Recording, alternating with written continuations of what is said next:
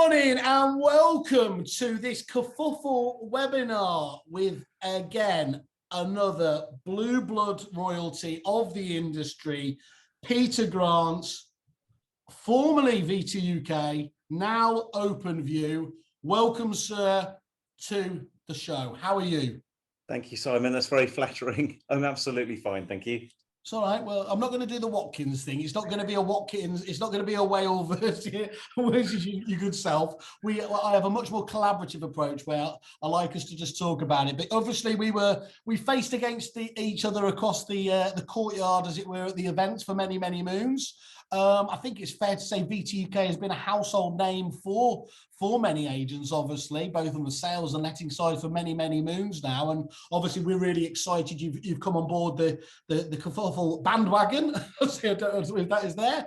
And I think, you know, forget that I know a lot about you. What we're really keen to do today is really get an overview for you where the business is at, what you're doing that's different to everybody else, and those obviously critically, what are the problems you're solving for agents at the moment? That's what people are really keen to do, isn't it? So do you want to just give us a bit of background though, Peter, just in terms of, you know, where the business did start off and what inspired you to get into it, I suppose. It's always interesting to understand what drove you into it. Well, we have to go back through the annals of time, and shortly after the end of the Roman Empire. Do you want me to do the Scooby-Doo thing?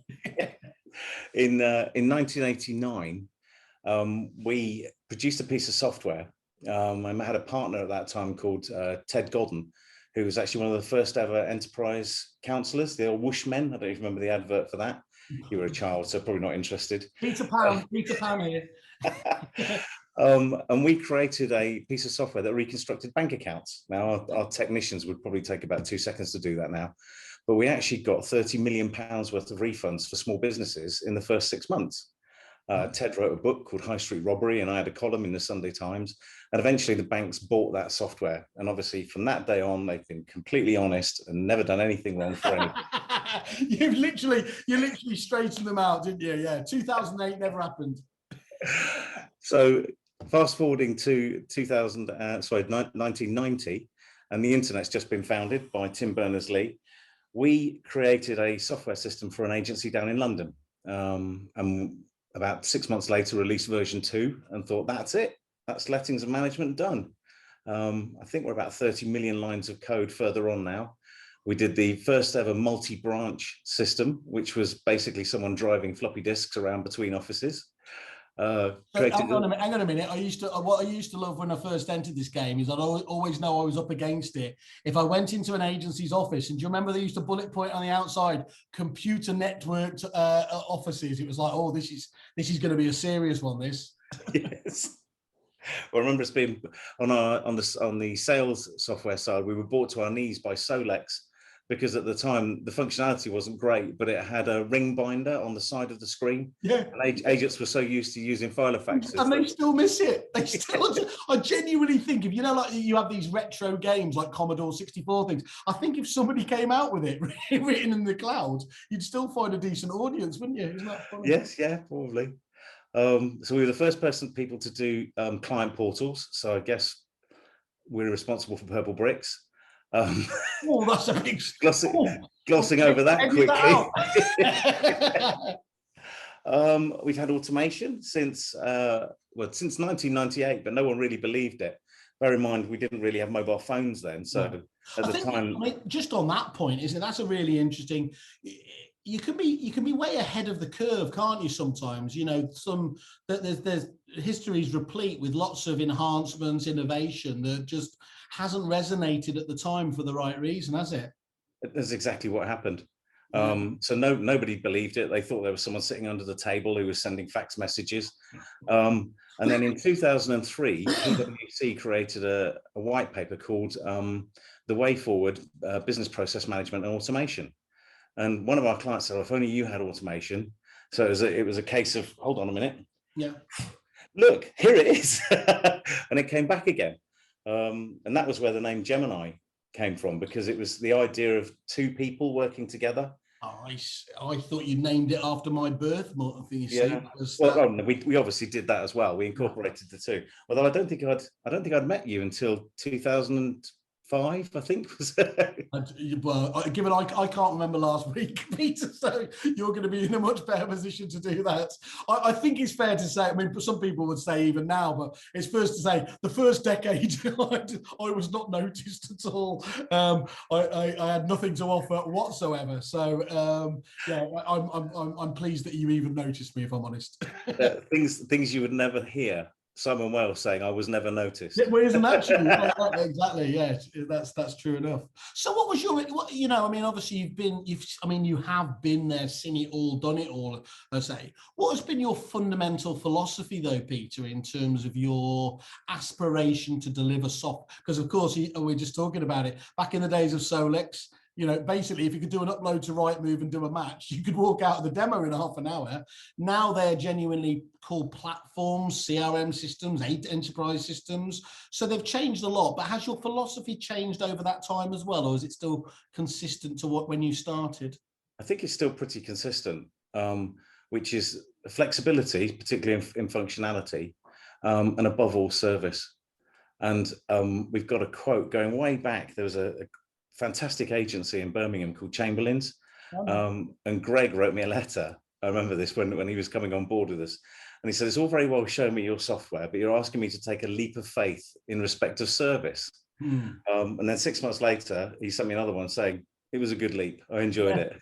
So sometimes you've got to believe, haven't you? Yes, yeah.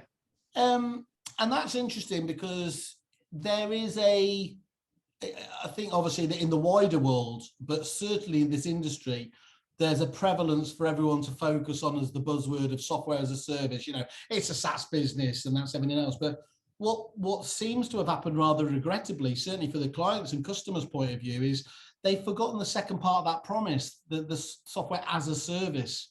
You know, if you just leave people towards these hugely sophisticated, you know, and at times complex by their very nature systems, they are not going to get the best out of it, are they? Whereas if you do handhold them, if you do encourage them for best practice, the results can really be, they can be quite marked, can't they? Yeah, 100%. And I think that was always my frustration, and it must be a frustration for yourself, is that you look at your client base. There will be ones that use it okay, but there'll be the ones, the outliers, that are just using every part of it and really using it to their unfair advantage over the competition. And it's always been a case, how do we get the others up to that level, don't we? Well, I think we've come up with a solution for that. That's exciting. Look at that. I wasn't even doing a really clever segue or anything else. I hadn't even thought to talk to you about it, but we were just going to talk. Talk through people on our lists that we didn't like over the years. But anyway, so let's talk about that then, because this is a massive thing. Look, VTUK, massively. You've been here for years. Sales and letting software. You've got over 3,000 users, so it's a really, you know, it's a really solid base and everything else. But you've not sat on your laurels at all, have you, over the best part of those 3 decades you've been in business yourself? Talk us through then the latest iteration of what you're doing, because it sounds very exciting. So we were very comfortable with Gemini and Aquarius as a company, but unfortunately our clients weren't. so like all good software companies, we listened to them, and we did what we were told. Basically, we did have to wait for the right infrastructure. We wanted to wait specifically for some new technology that was coming out. And also, I spent a bit frightened to ask this, but if you had the opportunity, Simon, to go back over your life, and let's be honest, my life in this industry has been 32 years, with all that you know, what would you do differently? Well, yeah, that's always that's the $1 million question, isn't it? Literally, in terms of, you know, what bits would you do that? Well, I think, you know, again, simplify the pitch is something I've always realised that I've been susceptible to. Is that fear, because systems like ours or yours, Peter, do so much, there's a kind of urge, nervousness that you might miss something out at a demo, don't you? So you can fall into that throwing too much mud at the wall approach, and yeah, literally hoping that it sits, rather than just finding out the major issues and sticking with those. Well, for 28 years, what we did was tweaked. Yeah. We tweaked and tweaked and tweaked. Then, because we were really comfortable with the software we had, and it was ahead of the curve, we knew we had some time. So I had that opportunity, the opportunity to say, what do I need to do? And we scrapped everything, started with a completely clean sheet, and we've ended up with Openview. So what I'd like to do is hand over to the office, to Amy, and she will explain why we've evolved into Openview. Cool. So now you rely on my technical skills now to get us there, aren't you? Okay, let's see what we can do here. Okay, here we go. What are you doing there, Simon? I'm going to collect 300 rent transactions and reconcile them. Oh, thank you, Peter, for the introduction. Most people we speak with have had a bad experience in changing CRM. We wanted to stop the need to change straight away. Openview is forever software and for everything software. It is fully automated in a bespoke way, not just some nice little bits of workflow. Multidisciplined and completely cloud-based, of course. It's stunning. But it's not just a pretty chassis. The engine could power a space shuttle and data is its fuel. This makes managing constant change a joy. Now, let's watch Simon collect and reconcile 300 rent transactions. Simon, could you show that for us, please? It's finished. Great. So that's just one feature of our CRM. Simon, why don't you now show us how to book in multiple viewings and inspections for the same day? Well, I would, but the automation's already done that for me. Shush, Simon. I'll be moving on to automation later. Now, think of all the prop tech you currently use, the cost of them, and how they don't connect or integrate. Tenant maintenance reporting, inspections and viewings, sales progression, automated accounts, the list goes on. Openview has a module for each one, and it's connected directly to the CRM. For example, Openview Let Zone handles all of the pre-tenancy, including referencing and e-signing the agreements. No man is an island, and we've created connections to the world that could change the industry. Obviously, we work with third parties such as Facebook, your webmasters, WhatsApp, Google, and referencing companies, but the huge innovation is our connection to the blockchain to take away your conveyancing pain. We are truly engaging with every element of property.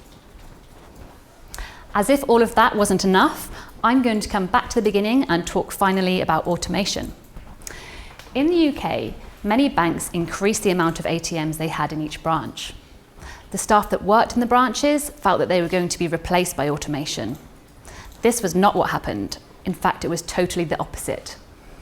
Instead of the staff being a cost to the banks, they became profit centers by having the time to speak to customers and prospects.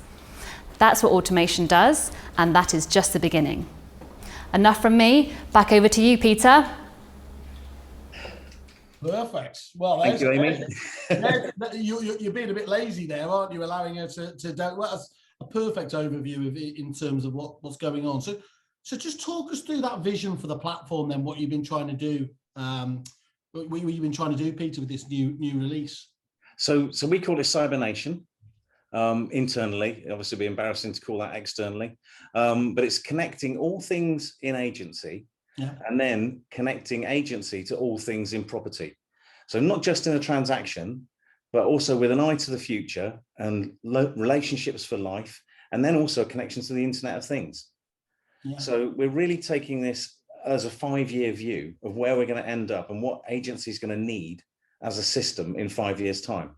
The ultimate goal is to have 100% of time spent with staff, clients, applicants, contacts, not doing any kind of admin.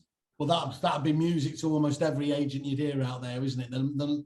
Absolutely, the less time you can have your staff on admin tasks, and that's the definition of technology, isn't it? Really, Peter. That's what at its absolute core, wherever it is. If you can save time on that, it simply doesn't make sense to have a human being doing something that a computer can do quicker and typically more accurate and much cheaper.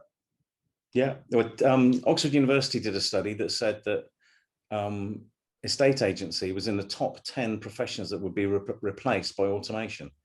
Now, I'm not saying that Oxford University is wrong, but I don't think replaced was the right word. I just think that the model is changing. We're always going to need agents.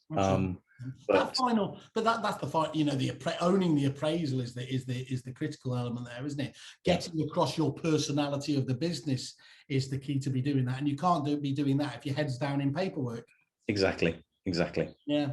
So you drop that in there for me because I would be impossible not to jump all over it. It was whale clickbait. Talk us through the blockchain element there. Okay. So this is our API. The API is security first. We didn't want to go down the route of open API or universal API. We're really big believers in connecting the right things to the right people, which is also why Amy did that piece, not me. So what we're going to do is connect data to customers' websites, third-party applications, to make both theirs and their customers' journeys seamless. Mm-hmm. So that's the API. Obviously, that also connects us to the blockchain with our partners, Coadjute. Now, this is streamlining conveyancing. So all of the parties within conveyancing will all be connected through the blockchain, and that then into our system. Now, there's three other software companies that are piloting this with Coadjute, but I think we've kind of stolen a bit of a march here in that what we've already done is made the software Coadjute ready, if you like. So we've got all of the pre-marketing appraisal information there. We can instruct the conveyancer at time of instruction to the agent. Everything's created. So as soon as the offer is done, it's one button, off it goes. Now, in the trial that we've done, we've reduced the conveyancing period from between 3 and 4 months. We'll go at the moment, it's probably 6 and 8 months. I don't know. Conveyancers seem to be falling apart a little bit, down to 30 days. Now, originally in conversation with Coadjute, they said, well, that's not going to be good enough. It needs to be shorter. But we did some research, and actually very few transactions and chains fall apart within the first 30-day period. Even the first-time buyer, who's the most vulnerable part at the beginning of the chain, Mary probably hasn't fallen out with Bobby in 30 days. So if we can get it down to 30 days, we think we'll only lose about 2% of business. Now, that's effectively then 28% of profit, pure profit, onto the bottom line at the end of the year, just from that one function. That's really interesting. And it's one of those classic ones, isn't it, actually, where it's genuinely delivering on the promise rather than just a buzzword. People have heard, blockchain, and I think lots of people are aware of it, but they're finding it more difficult to understand what the relevance will be to them in a short period of time. And what you're telling us very clearly is that actually it's going to be sooner than you think. Yes. Yeah. I think probably both of us, in yours and your days back with Reapit as well, we're thinking about this is the kind of solution we'd like to have. The difficulty was dragging in the Law Society and land registry and everything else. But we've had some massive changes. The UPRN number, for example, in the last year and a half, has made a huge difference. For people who might not know that, so that's the unique property reference number, isn't it? That's going. That's right. So every property now in the country has its own unique property number, almost like a car registration. You can actually go online and get your own one. Now that's useful, obviously, with something like conveyancing. But when we then take that forward as well into lettings and management, imagine if everything in that property was linked to the UPRN. So the tenancy deposit was linked to the UPRN. The gas meter was linked to the UPRN. The HMRC references were linked to the UPRN. It would be very easy to start finding bad traits. So if there's a landlord who's, for example, registered a tenancy deposit, we know there's a gas meter in the property, but they haven't registered a gas safety certificate with that UPRN, it pings up straight away. And what we know again from applying AI to this is that if you have a landlord who is breaking the law in one area, he's unlikely to be just an exception. He's probably going to do it in other parts of that as well. And so it makes it very easy and transparent for us to see bad landlords. Agents get a lot of flack from this, and yet what we know is that agent managed properties are the best that you can probably have. So this will help us to drive those landlords into the agent's arms effectively to do a decent and right job for consumers. So all of this stuff, whether it's making property transactions quicker or improving the transparency of lettings is going to not just be industry news, this is going to be national news. And it's just the start of what we can actually do with that. What do you, I mean, putting timescales on anything when it's obviously, when your future gazing is difficult, but what do you think the transformation time is going to be for the industry to start adopting this kind of technology best practice?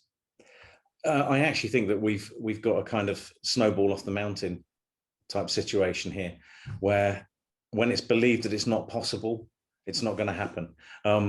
My favorite story on this, Roger Bannister, when he broke the 4-minute mile, 6 people in that year tried to do it before him and failed. 7 people did it after he did, of which 5 of them actually achieved it. So as soon as you can see that something's possible, it starts to happen. Now I broke that when Wetherspoons reopened, to be honest. Well, we're pushing this snowball off the mountain probably in the next 6 weeks. Okay. Now I wouldn't be surprised if by Christmas there's huge innovation starting to be brought into the industry. Do you think we're in a bit of a, I don't know whether I keep fooling myself as I've massively done over the years, but do you think we're in a bit of a golden age for innovation, especially in property? Because it seems to me that there's a lot of things happening by design and maybe by trend as well. That means that for agents' point of view, they should be particularly excited about, you know, where they've been, I think it's fair to say, frustrated previously. They're going to be pleasantly delighted over the coming months and years. They should be. If I said to you, I've decided, Simon, I'm going to lose 3 stone. I'm going to get myself down the gym and I'm going to change my life completely. I'm going to stop drinking. I'm going to eat healthily. It's going to be amazing. You would say, well done, Pete. Love that. Change is great. The minute I come into a business and say, right, we're going to change everything, it's the complete opposite. Everyone has an absolute Egyptian fit, and it's a nightmare scenario, and everybody starts to worry. I think we just need to try and embrace what's going to happen over the next 2 years. This period that we're in, call it the new normal or whatever, isn't where we're going to end up. No. And change is going to happen quite quickly, and the environmental impact of legislation changes is going to be huge as well over the next 2 years. And we've just got to be at the front of it and ride it, and it's going to be absolutely fantastic. How do we do our job? And by that I mean, you know, us in the CRM world, which I still link myself into. How do we best handhold agents who by definition are very nervous? I've always, you'll know it yourself, because on the one hand, agents understand that CRM is without doubt probably the most important investment and partner you can have in a business, certainly from a technical point of view. But they've heard so many horror stories. They know that it will need time and energy to get things right. How do we encourage them that, you know, just because they've done it that way previously, that they need to change for the future? Is there things we can do, or is it just piling on the ROI stats and really making them realize that the opportunity cost of not moving is the more dangerous option? I don't think so. When we first talk to agents, often we come across chaos and fear. You know, there's been lots of different pieces of prop tech have been thrown into a situation. There's legacy systems. Everybody is doing multiple jobs, so they're re-entering data and things like that. And there's all sorts of confusion as to what's actually going on. So the first thing for us is to just straighten out that. So let's straighten out the confusion.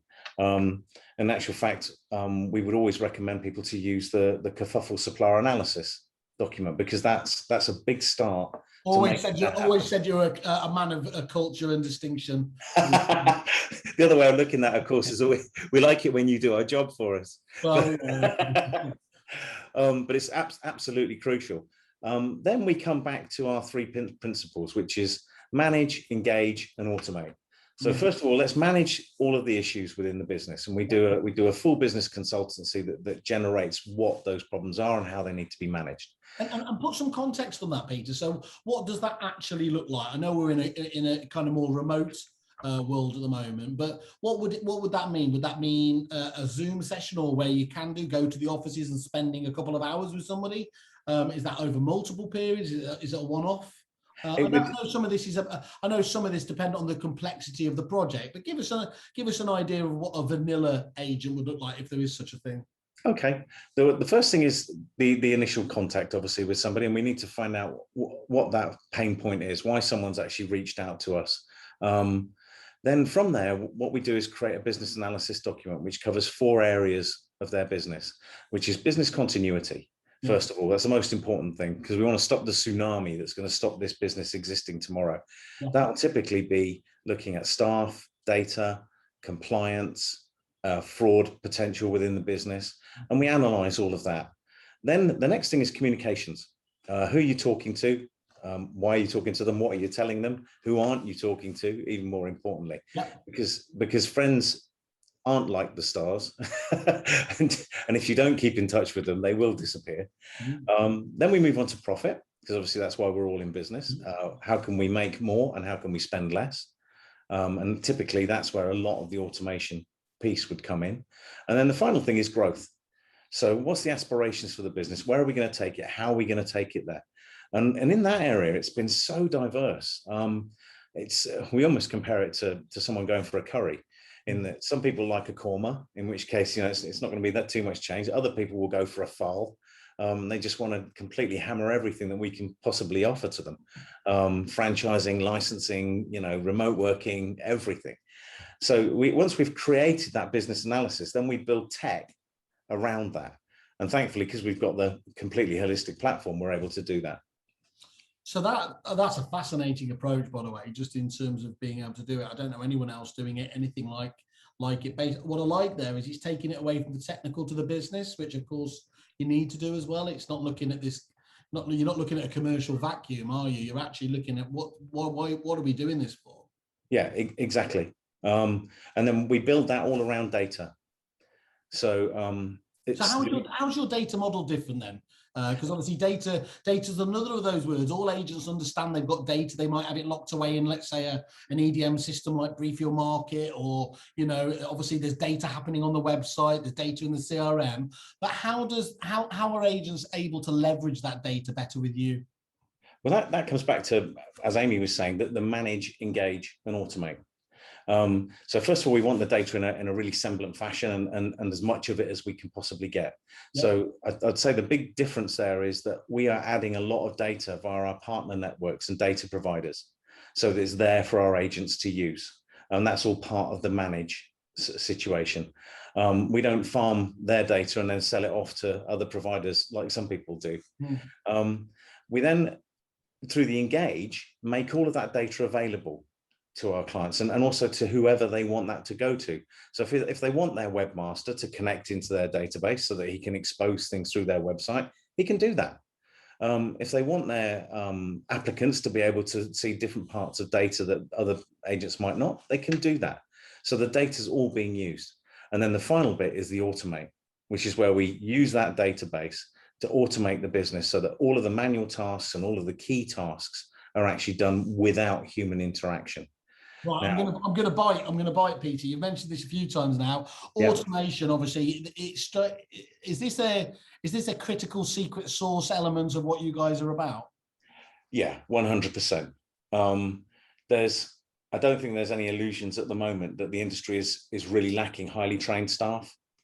We've got over 6,000 rules in existence, and when we go into a business, on average, we find an immediate 50 processes that can be automated. Wow. Now, we've got some other businesses. We've got one down in South Wales who's currently running something like 500 rules, and they're growing that all the time.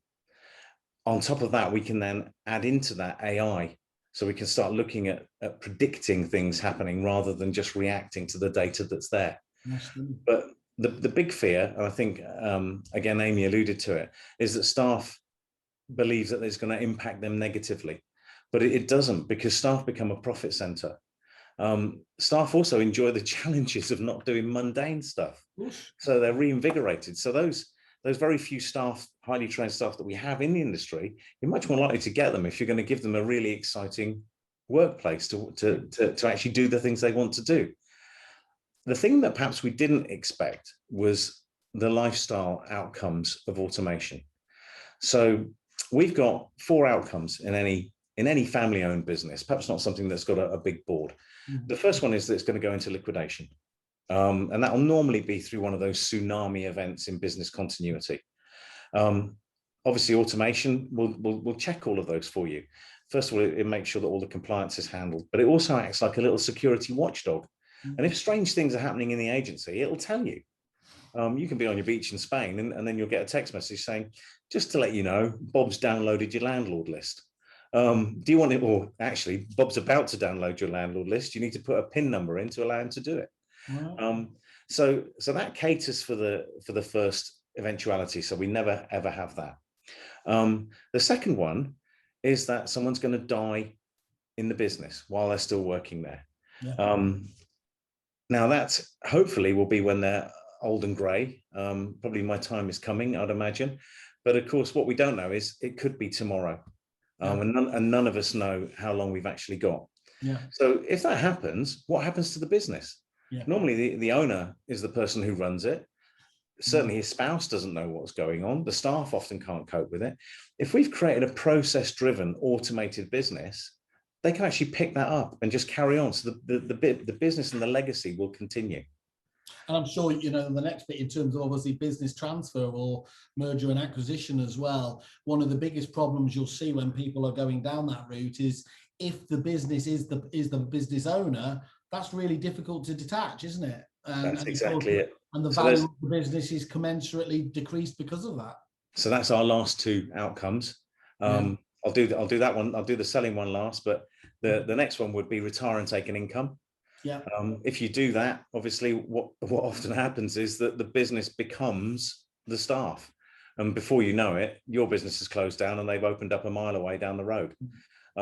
If all of the client contact stuff is automated and process driven, then that doesn't happen. The people that are left working in the business are actually energized and incentivized through commissions. So you can actually take that as a lifestyle option. And the final one is the sales process. And as you quite rightly say, any buyer is going to say, well, will this business run without the owner? If it is process driven, if it is automated, and you can demonstrate that that owner doesn't need to be there, it'll add between 10 and 20% on the premium. Most agents, when we say, you know, how much is your business worth, we'll say £1 million. So we're talking 200,000. Yeah. And not only that, but because you're now implementing some advanced technology, normally in an environment that hasn't been done before, because your agency will be different to other people, you can claim an R&D grant as well, which will actually more than pay for the cost of the automation. Okay, Peter, let's leave it there then. Thank you very much for the overview stuff. And let's catch up over the coming weeks and months and dig into a bit more detail, just what Openview can do for you. Brilliant. Thank you, Simon. And thank you, everybody, for listening. Thanks very much. Cheers. Bye.